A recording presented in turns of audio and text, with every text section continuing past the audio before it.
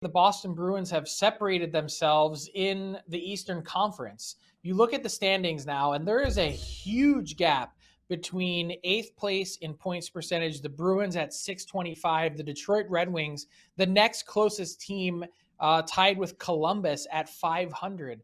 When I look at the rest of the East, I'm looking at this and I'm saying, hold on a second. I don't know that any of these teams below the Bruins can mount any sort of significant comeback. What say you? And has the East, is it going to be devoid of drama at this point? You look at the Bruins and the space that they've created.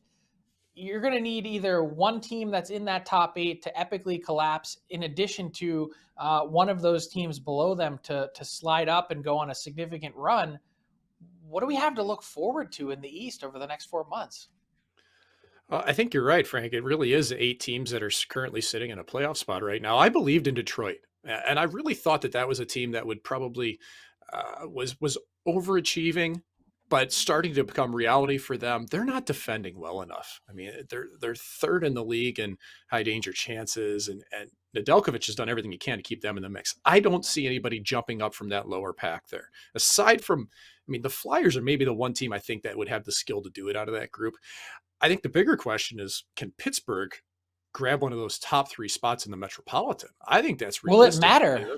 But I don't know if it matters, but it's a question I want to ask. Like, I think that they can get up there. I don't know about Washington's goaltending as much as Pittsburgh, but it's pretty even. Like, you're seeing these 3 teams in the Metro jockeying between 1, 2, and 3. I mean, you go between Carolina, the Rangers, and Washington. They're just going like this, and Pittsburgh's going to be in the mix as well. And those games at hand for Boston, I mean, who knows where they end up at the end of the year, especially with Rask coming back. So I do think it's pretty much a foregone conclusion, but we're not seeing separation here, Frank. Like, who's the real horse coming out of here?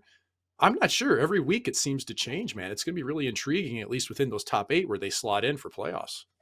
Yeah, I'm not sure that it matters. Like, Carolina is the team that's sort of created some separation with points percentage by virtue of they've played 4 fewer games than Tampa, for instance, when you look at this. So I always think these standings are deceiving when you're not looking at it by points percentage. But the funny thing is, I just don't know that it matters in terms of 1 to 8. You're really, maybe 1 to 7. You're really not finding much separation at all. I don't know that there's even really an incentive to go out and try and win your division, other than potential for more home dates, which obviously in a revenue world means something to teams. But the West is the exact opposite. It's a total mess at the bottom, which is going to make these next 4 months really fun.